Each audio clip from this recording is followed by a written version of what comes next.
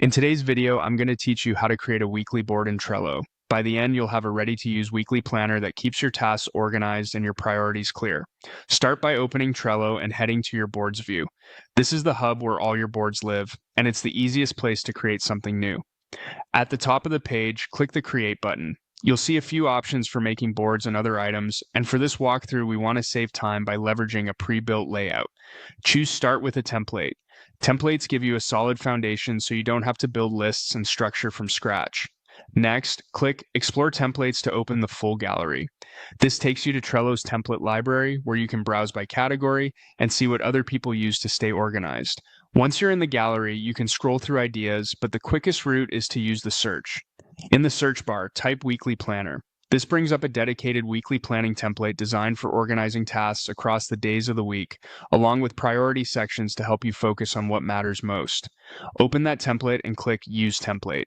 Trello will prompt you to set up the board before it's created. In the title field, type a clear descriptive name. Pick something that reflects how you'll use it, like Weekly Planner, Team Week at a Glance, or Sprint Week. A specific title makes it easier to find later and signals its purpose to anyone else who sees it. Next, choose the workspace where the board should live. Workspaces are how Trello groups boards by team or context. Selecting the right one ensures the right people can access it and keeps your boards organized. If you collaborate with others, make sure you place the board where your teammates already work so it shows up alongside their existing boards. When you're satisfied with the title and workspace, click Create. Trello will generate your new board from the template. You'll land on a structured layout, typically with lists for each day of the week and sections for priorities or a backlog.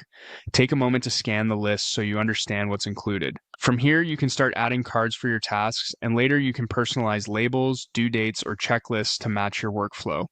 That's it, your weekly board is ready to go.